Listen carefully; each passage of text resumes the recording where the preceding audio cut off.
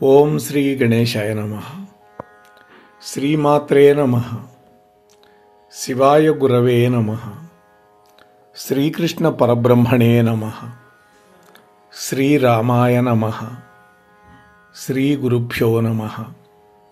నారాయణం నమస్కృత్య నరం చైవ నరోత్తమం దేవీం సరస్వతీం వ్యాసం తతో జయముదీరయేత్. మోహనవాణి ఛానల్ ద్వారా స్వామి వివేకానందుడు ప్రతిపాదించినటువంటి కొన్ని అద్భుతమైనటువంటి సూక్తులని వింటూ ఉన్నటువంటి భక్తామ తల్లులకు తండ్రులకు ముందుగా నా యొక్క సాధువాదాలు. నిన్న మొన్న 2 ఎపిసోడ్లలో సుమారు 1 గంట సేపు వివేకానంద స్వామి యొక్క సంక్షిప్త జీవిత చరిత్రని మనం ఈ ఛానల్లో అనుసంధానం చేసుకున్నాం మోహనవాణి ఛానల్ ద్వారా. ఈ ఛానల్కి ఇంకా సబ్స్క్రైబ్ చెయ్యకపోతే దయచేసి సబ్స్క్రైబ్ చేయండి. మీతో పాటు కనీసం మరొక 4-5 సబ్స్క్రైబర్లుగా చేయండి. ఆశాంతం వినండి. మీకు నచ్చితే ఒక లైక్ ఇవ్వండి. మీ యొక్క కామెంట్ను కూడా పెట్టండి.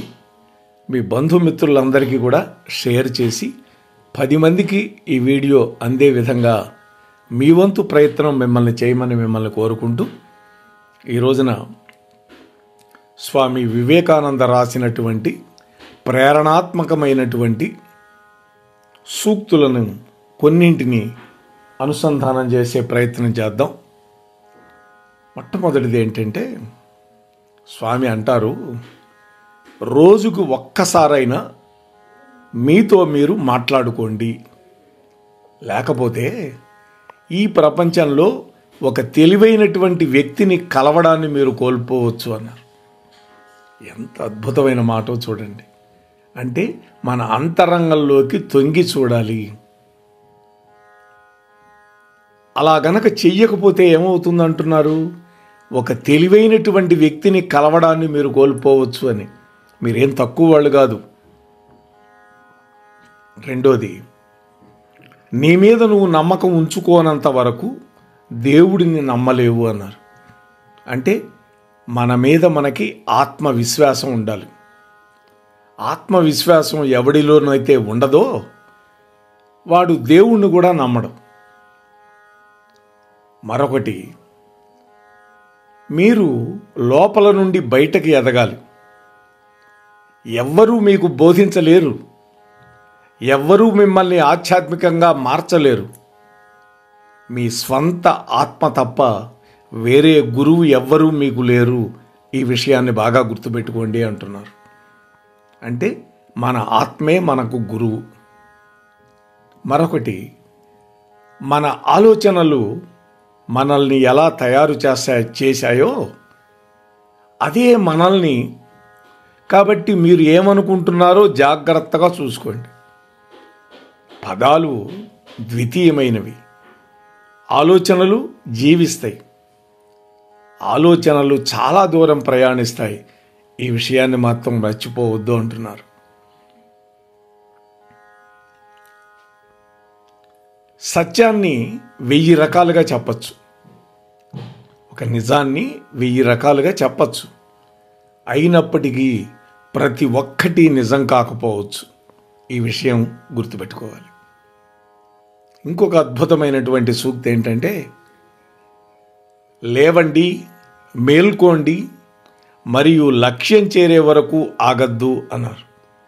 ఇది యువతకి ఇచ్చినటువంటి అద్భుతమైన ప్రబోధం. ఉత్తిష్టత, జాగ్రత్త, ప్రాప్త వరాన్ నిబోధత అని సంస్కృతంలో అంటారు. మరొకటి, పుస్తకాల సంఖ్య అనంతం.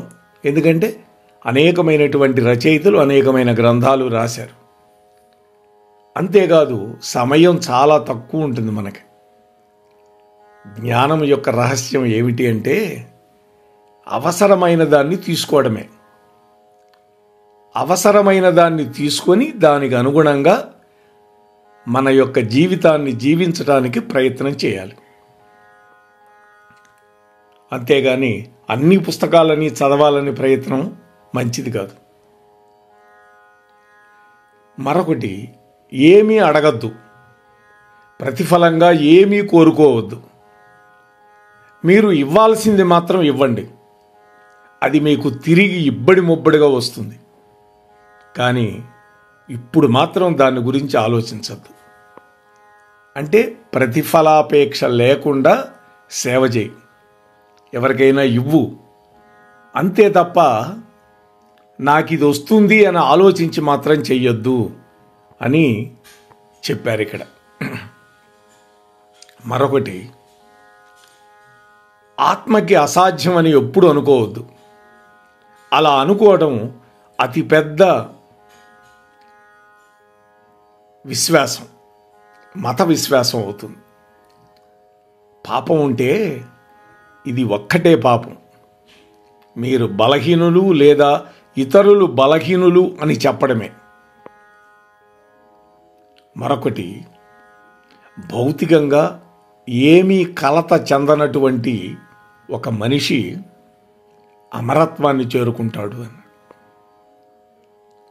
ప్రతి ఒక్కరూ తమ యొక్క అత్యున్నతమైన ఆలోచనకి అనుగుణంగా జీవించటానికి చేసేటటువంటి పోరాటంలో ప్రోత్సహించడం అనేది మన కర్తవ్యం. అంతేకాదు, అదే సమయంలో ఆదర్శాన్ని, సత్యానికి సాధ్యమైనంత దగ్గరగా చెయ్యడానికి మనం కృషి చేయాలి. ప్రతి మానవ శరీరం యొక్క ఆలయంలో దేవుడు కూర్చున్నట్లుగా నేను గ్రహించినటువంటి క్షణం ప్రతి మానవుడి ముందు భక్తితో నిలబడి అతడిలో ఉన్నటువంటి దేవుడిని చూసినటువంటి క్షణం. ఆ క్షణంలో నేను బంధం నుండి విముక్తి పొందాను. బంధించేటటువంటి ప్రతి తీ కూడా కొంతకాలానికి అదృశ్యమైపోతుంది. కానీ నేను మాత్రం స్వేచ్ఛగా ఉన్నాను. ఈ ప్రపంచంలో అన్ని శక్తులు ఇప్పటికీ మనవే. మన కళ్ళ ముందు చేతులు వేసి చీకటిగా ఉందని ఏడుస్తున్నది ఎవరు? మనమే. డబ్బు ఒక వ్యక్తి ఇతరులకు మంచి చేయడానికి గనక సహాయపడితే ఆ డబ్బు కొంత విలువ ఉంటుంది. ఆలోచించండి, మన దగ్గర డబ్బు ఉంది, ఆ డబ్బు వల్ల ఇతరులకు మంచి చేయడానికి గనక అది ఉపయోగపడితే ఆ డబ్బుకు విలువ ఉంటుంది కొంత. కానీ అది కేవలం చెడు కార్యాలకి, చెడు తలంపులకి గనక ఖర్చు పెట్టవలసి వస్తే అటువంటి డబ్బుని ఎంత తొందరగా వదిలించుకుంటే అంత మంచిది. మరొకటి, ఒక ఆలోచన మనస్సును మాత్రమే ఆక్రమించినప్పుడు అది వాస్తవ శారీరక లేదా మానసిక స్థితిగా రూపాంతరం చెందుతుంది.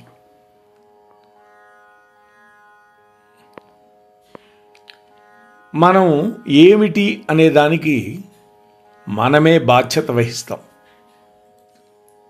అంతేకాదు, మనము ఏమి కావాలనుకుంటున్నామో మనల్ని మనం తయారు చేసుకునే శక్తి కూడా మనకే ఉంది.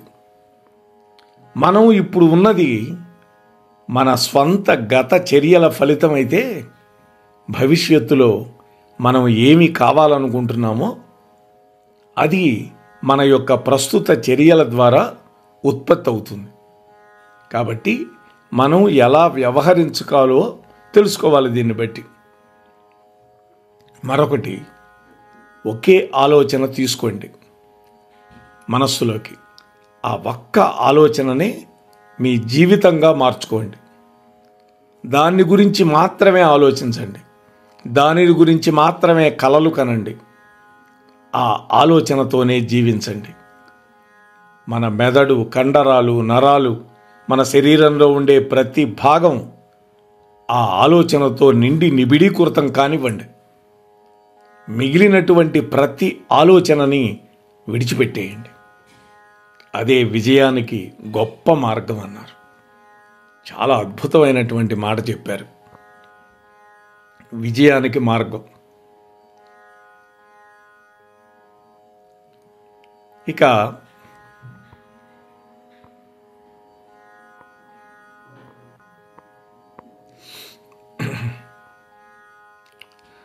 జీవనం యొక్క మొత్తం రహస్యం ఏమిటి అంటే భయం లేకపోవడమే. మనకి ఏమి జరుగుతుందో అని ఆలోచిస్తూ ఎప్పుడూ భయపడద్దు, ఎవ్వరి మీద ఆధారపడద్దు. అన్ని సహాయాలని తిరస్కరించినటువంటి క్షణంలో మాత్రమే మీరు విముక్తి పొందగలుగుతారు అని అద్భుతమైనటువంటి మాట చెప్పారు. మరొకటి, ఇతరుల కోసం జీవించే వాళ్ళు మాత్రమే నిజంగా జీవిస్తున్నట్లు లెక్క. మరొకటి, దేనికి భయపడద్దు. నువ్వు అద్భుతమైనటువంటి పని చేయగలవు. నిర్భయత్వం ఒక్క క్షణంలో కూడా స్వర్గాన్ని తీసుకురాగలుగుతుంది నీ కోసం. ప్రేమ అనేది అంతా విస్తరణే, స్వార్థం సంకోచిత్వం. కాబట్టి ప్రేమ ఒక్కటే జీవిత నియమం. జీవితాలను ప్రేమించేవాడు జీవిస్తూ ఉంటాడు, స్వార్థపరుడు మరణిస్తాడు. కాబట్టి ప్రేమ కోసమే ప్రేమ. ఎందుకంటే అది జీవితానికి ఒక నియమం. జీవించడానికి మీరు ఊపిరి ఏ విధంగా పీల్చుకుంటారో అదే విధంగా. మరొకటి, నీ మీద నీకు నమ్మకం ఉన్నంత వరకు నీవు దేవుడిని కూడా నమ్మలేవు అని ఇంతకుముందు మనం చెప్పుకున్నది. ఏమీ అనుభూతి చెందద్దు. ఏమీ తెలియకపోయినా, ఏమీ లేకుండా దేవుడికి అన్నీ వదులుకొని నీ చిత్తం నెరవేరుగాక అని పూర్తిగా మనస్ఫూర్తిగా చెప్పుకో. అప్పుడు మనం ఈ బంధనం నుంచి మాత్రమే విడిపడిపోగలుగుతాం.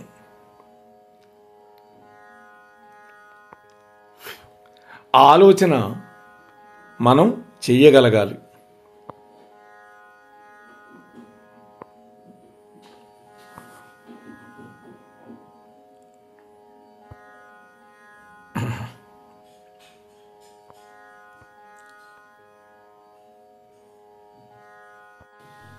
మరికొన్ని సూక్తులని అనుసంధానం చేద్దాం.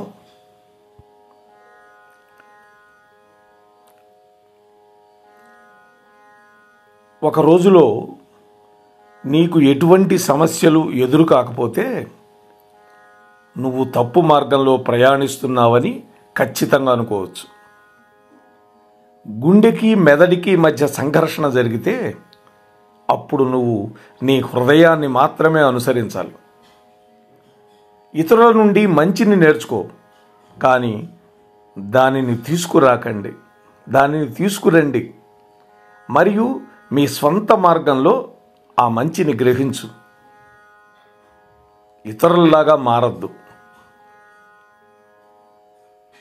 నువ్వు ఏమనుకుంటున్నావో అది అవుతుంది. నిన్ను నువ్వు బలహీనుడివి అనుకున్నావా, బలహీనుడివి అయిపోతావు. నిన్ను నువ్వు బలవంతుడివి అనుకున్నావా, బలవంతుడిగానే ఉంటావు. ఈ ప్రపంచంలో అన్ని తేడాలు డిగ్రీకి సంబంధించినవి, కానీ దయకు సంబంధించినవి మాత్రం కావు. ఎందుకంటే ఏకత్వమే ప్రతి దానికి ఉన్నటువంటి రహస్యం. మరొకటి, నీవు నాయకత్వం వహించేటప్పుడు సేవకుడుగా ఉండు, నిస్వార్థంగా ఉండు, అనంతమైనటువంటి ఓర్పు కలిగి ఉండు. అప్పుడు విజయం నీదే. నీ జీవితంలో రిస్క్ తీసుకో. గెలిస్తే నాయకత్వం వహించగలుగుతావు, ఓడితే మార్గనిర్దేశం చేయగలుగుతావు. అనుభవమే మనకు ఉన్నటువంటి ఏకైక గురువు. మనం జీవితాంతం మాట్లాడచ్చు మరియు తర్కం చేయొచ్చు, కానీ మనం దానిని అనుభవించే వరకు సత్యాన్ని అర్థం చేసుకోలేము. లేచి నిలబడు, ధైర్యంగా ఉండు. నిందను నీ భుజాల మీద వేసుకో. ఇతరుల మీద బురద చల్లడానికి వెళ్ళొద్దు. నువ్వు ఎదుర్కొంటున్న అన్ని తప్పులకు నువ్వే ఏకైక కారణం.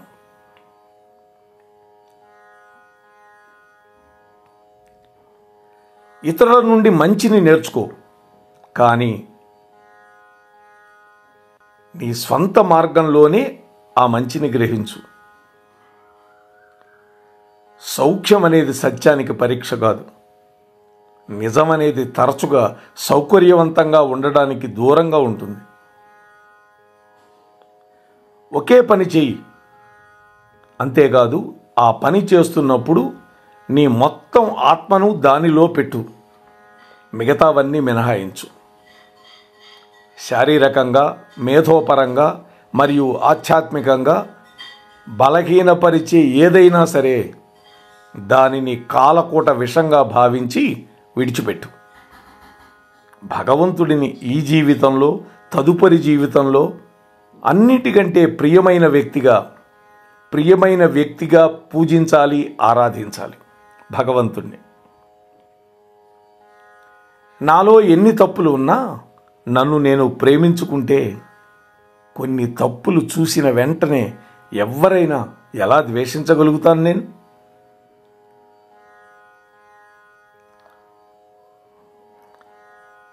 ఒక రోజులో మీకు ఎటువంటి సమస్యలు ఎదురు కాకపోతే మనం తప్పు మార్గంలో ప్రయాణం చేస్తున్నామని ఖచ్చితంగా అర్థం చేసుకోవాలి. ఇంతకుముందు చెప్పుకున్నాం, కానీ చాలా బాగుంటుందని మళ్ళీ చెప్పాను. అన్ని శక్తులు నీలోనే ఉన్నాయి. నువ్వు ఏదైనా చెయ్యగలవు, దానిని నమ్ము. నీవు బలహీనుడివి అని నమ్మద్దు. ఈ రోజుల్లో మనం చాలామంది చేస్తున్నట్టుగా పిచ్చివాడివి అని మాత్రం నమ్మద్దు. ఎవరి మార్గదర్శకత్వం లేకుండా కూడా నీవు ఏదైనా చేయగలవు, సాధించగలవు. అందువల్ల లేచి నిలబడి నీలో దైవత్వాన్ని వ్యక్తీకరించు. మీ స్వభావానికి నిజంగా ఉండడమే గొప్ప మతం. మీ మీద మీకు నమ్మకం ఉంచుకోండి.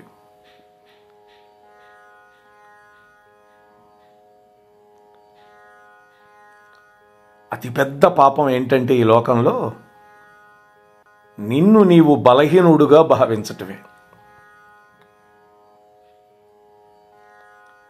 స్వేచ్ఛగా ఉండటానికి ధైర్యం చేయి.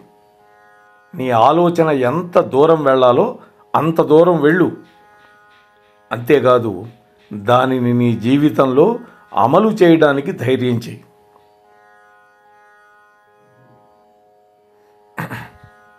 ప్రతి పని కూడా కొన్ని దశల గుండా వెళ్ళాలి. ఎగతాళి, వ్యతిరేకత, ఆ మీదట అంగీకారం. తమ సమయం కంటే ముందుగా ఆలోచించేవాళ్ళు ఖచ్చితంగా తప్పుగా అర్థం చేసుకుంటారు. ఎవరినీ ఖండించొద్దు. మీరు సహాయం చెయ్యగలిగితే చెయ్యండి. మీరు సహాయం చెయ్యలేకపోతే చేతులు ముడుచుకొని వాళ్ళని ఆశీర్వదించండి. వాళ్ళని వాళ్ళ స్వంత మార్గంలో వెళ్ళనివ్వండి. అంతే తప్ప వాళ్ళ జీవితంలో జోక్యం చేసుకోవద్దు. ఈ విధంగా ఎన్నో అద్భుతమైనటువంటి మాటలు వివేకానందుడు మనకి అందించారు. ఇంకా ఎన్నో ఉన్నాయి. కొన్నింటిని మాత్రమే మనం ఈ 20 నిమిషాల్లో అనుసంధానం చేయగలిగాం. కాబట్టి ఓ సోదర సోదరీమణులారా, వివేకానంద స్వామి జీవితం మన అందరికీ స్ఫూర్తిదాయకం. ఇప్పుడు ఉండే తరానికే కాదు, రాబోయే తరాలకు కూడా. ఆ మహానుభావుడు 39 సంవత్సరాలు మాత్రమే ఈ భూమి మీద జీవించినప్పటికీ కొన్ని వందల సంవత్సరాలకు కావలసినటువంటి జ్ఞానాన్ని, ఉత్తేజాన్ని, ఉత్ప్రేరకత్వాన్ని మనకు అందించి ఈ లోకాన్ని విడిచిపెట్టి వెళ్ళారు. తమ గురువు గారి యొక్క అవసాన కాలంలో గురువు యొక్క అమృత హస్తాన్ని తన శిరస్సు మీద ధరించి హస్తమస్తక సంయోగం ద్వారా గురువులో ఉన్నటువంటి అనంత శక్తిని గ్రహించగలిగారు. గురువుగారు వివేకానందుల్లో ప్రవేశపెట్టాడు తన శక్తిని. తాను వెళ్ళిపోయే ముందర దీవించాడు గురువుగారు. అందువల్లనే ఇన్ని అద్భుతమైనటువంటి కార్యాలు సాధించగలిగాడు వివేకానంద స్వామి. అటువంటి వివేకానందుడి గురించి ఒక గంటన్నర సేపు మొత్తం సుమారుగా ఒక 5 నిమిషాలు అటు ఇటుగా మాట్లాడుకునే అదృష్టం కలిగించింది మన మోహనవాణి ఛానల్ అధినేతలైన శ్రీ అక్కునూరి సీతారామమోహన్ రావు గారు. వారి యొక్క సౌజన్యమే లేకపోతే ఈ వీడియోలన్నీ మనకు అందవు కదా. వారు ఎంతో వ్యయప్రయాసలు కోర్చి స్టూడియోలో గంటల తరబడి కూర్చొని అనేక మంది పంపించే ఆడియోలని చక్కగా వీడియోగా మార్చి దానికి ఒక క్యాప్షన్ కూడా యాడ్ చేసి ఒక థంబ్నెయిల్ క్రియేట్ చేసి మన ఛానల్లో సమయానికి ప్రసారం చేస్తూ ఉన్నారు. అందువల్ల వారి కృషి ఫలించాలి అంటే ఈ వీడియోలని 10 మందికి చేరేటట్టుగా మన వంతు ప్రయత్నం మనం చేయాలి అని మీతో సవినయంగా మనవి చేసుకుంటూ ముగిస్తూ ఉన్నాను. స్వస్తి సర్వేషాం. మోహనవాణి తెలుగు పోడ్కాస్ట్ వింటున్న శ్రోతలందరికీ హృదయపూర్వక ధన్యవాదాలు. వినండి, వినిపించండి, వింటూనే ఉండండి మోహనవాణి తెలుగు పోడ్కాస్ట్. మీరు వింటున్నారు మోహనవాణి. మా కార్యక్రమాలు మీకు నచ్చితే ఇప్పటివరకు మా ఛానల్కి సబ్స్క్రైబ్ చేసుకోకపోతే వెంటనే ఈ క్షణమే సబ్స్క్రైబ్ చేసుకుని ఆ పక్కనుండే బెల్ బటన్ని మ్రోగించి అందరికీ షేర్ చేసి మీ విలువైన కామెంట్ను కూడా చేసి మమ్మల్ని ప్రోత్సహిస్తారని కోరుతున్నాను.